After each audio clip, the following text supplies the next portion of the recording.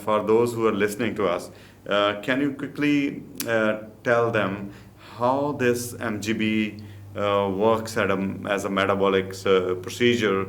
How does it control the diabetes? What exactly happens when you bypass, when the food is delivered to a farther point in the intestine? What exactly happens which controls the diabetes?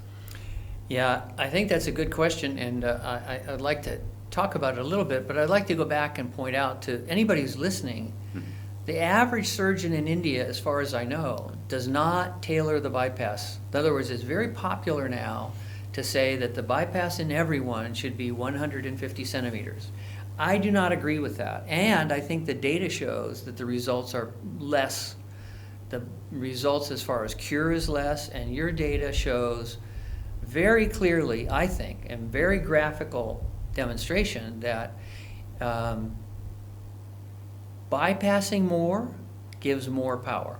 In other words, and I think it's important to say that there is a lot of thought about the lap band, the sleeve, and the Roux-en-Y about the pouch size.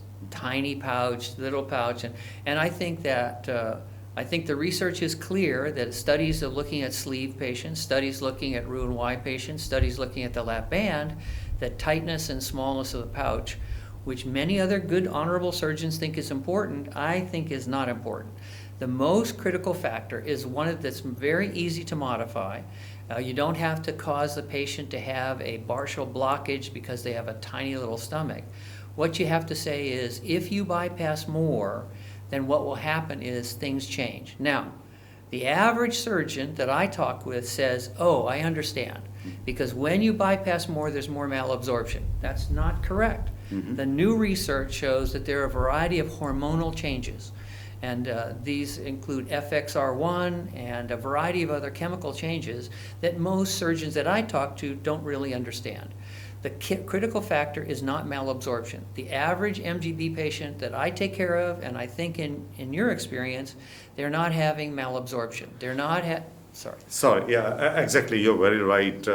When you're delivering the food to a point which is further away in a longer bypass, so that doesn't just mean the hormonal response changes. Yes. So this is exactly what happens and what controls the diabetes, and this is what the latest drugs, the GLP-1 analogs, which are coming in the market, those drugs are also, into the same line, causing similar kind of They're but a making mild major effect. hormonal changes, Yes. like GLP-1. They are agonists, and there's GIP. There's something in the liver called FXR, and these things are misunderstood or not understood at all by the bariatric surgeons I talk to. So it's not just the malabsorption. Malabsorption would mean that you are absorbing less. No, it's not just the malabsorption. It's about the hormonal changes, because that is the reason why we see the results right the next day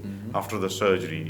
Malabsorption will take time, maybe a couple of months, maybe more than a year, to bring down your weight and other things, but the hormonal changes affect. There can be some misunderstandings. Now, what we want is intolerance is a different term. Intolerance means that there are certain junk foods, like we talked about at the beginning, sugar and fat, which we know as a diabetic who wants to avoid surgery and heal on their own, don't eat so much sugar and fat, and also eliminate salt because it makes everything else taste good. So salt, sugar, and fat are key.